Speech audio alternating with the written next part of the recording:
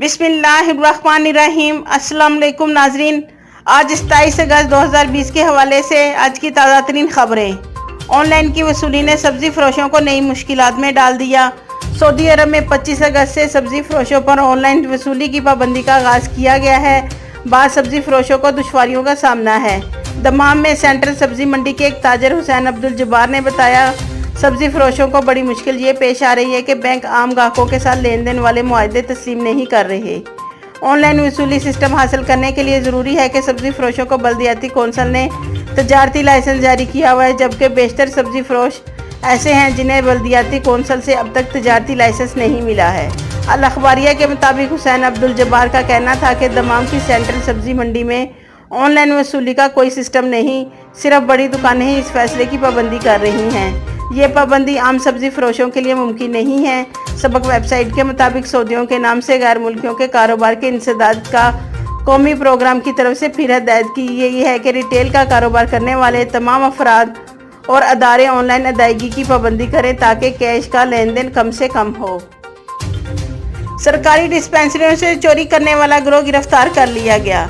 Medina Munawwara में police ने सरकारी डिस्पेंसरियों से अद्विया चुराने वाले 6 रुकनी गिरोह को गिरफ्तार कर लिया। रीजनल पुलिस तर्जुमान कर्नल हुसैन अल कहतानी का कहना है कि मुल्ज़मान मुकामी शहरी हैं जिन्होंने जुर्म का इतराफ़ कर लिया। सऊदी खबरसार एजेंसी के मुताबिक रीजनल पुलिस तर्जुमान की जानिब से जारी होने वाले बयान में कहा गया है कि मदीना मुनव्वरा में पुलिस को इतला मिली थी कि इलाके की 3 डिस्पेंसरी और तिबी मरकज़ के स्टोर से कीमती अद्वियात गायब हो जाती हैं। इतला मिलने पर पुलिस ने तहकीकात की तो मालूम हुआ कि अद्वियात की चोरी में एक गिरोह मुलव्वस है। पुलिस तर्जुमान को तलाश करने में कामयाब होगी जो मुकामी शहरी हैं। रीजनल तर्जुमान का कहना था कि अद्वियात की चोरी में मुलव्वस 6 रुकनी गिरोह को गिरफ्तार कर लिया गया है, जिनकी उम्रें 30 बरस के अंदर हैं। गिरोह के खिलाफ सरकारी इमलाक को नुकसान पहुँचाने और चोरी का मुकदमा दर्ज करके इन्हें मजीद तहकीकात के लिए अदारा प्रोसिक्यूशन के हवाले कर दिया गया।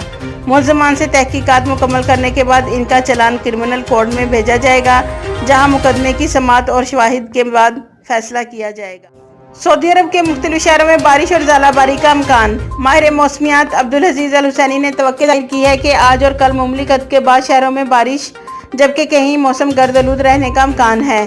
वेब न्यूज़ सबक ने माहिर मौसमियात अल हुसैनी के हवाले से मजीद कहा है कि जज़ा, नसीर, वादी अल दवासर में कहीं हल्की जबकि बाज़ मुकामात पर गरज चमक के साथ बारिश का इम्कान है। Makkah Mukarramah region, Madinah Munawwarah, मशरकी रीजन में तेज़ और दरमियानी दर्जे की हवाएं चलेंगी, जिनका सिलसिला कुवैत और अमारात तक फैलने का इम्कान है।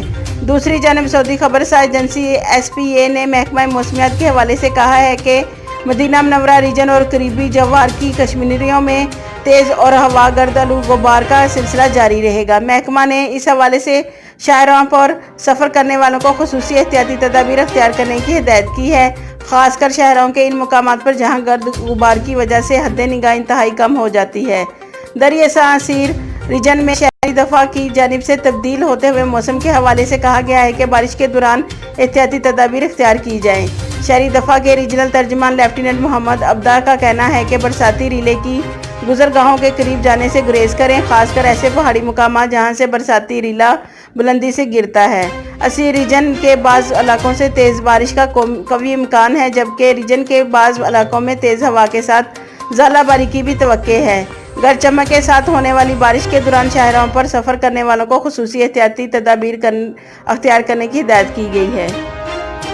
सऊदी अरब और बैरून मुमलिकत मौजूद तारकीन के सवालों के जवाब जानिए। ऐसा ही एक सवाल कारी ने किया है कि मेरी वालदा मेरे कामे पर हैं और खरूज ओहदा पर पाकिस्तान गई हुई थी।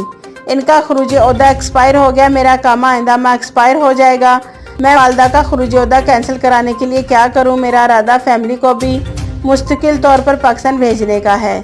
जवाब, सऊदी अरब में कोरोना वायरस की वजह से ताहाल बैनुल-अक़वामी सफ़र पर पाबंदियाँ आयद हैं, ताहम मुमलिकत से रवानगी खुसूसी परवाज़ों के ज़रिए जारी है, मगर बैरून मुल्क से आमद मुकम्मल तौर पर बंद है। ताहम इस हवाले से अभी तक ये नहीं कहा जा सकता कि कब तक परवाज़ें मुकम्मल तौर पर बहाल होंगी।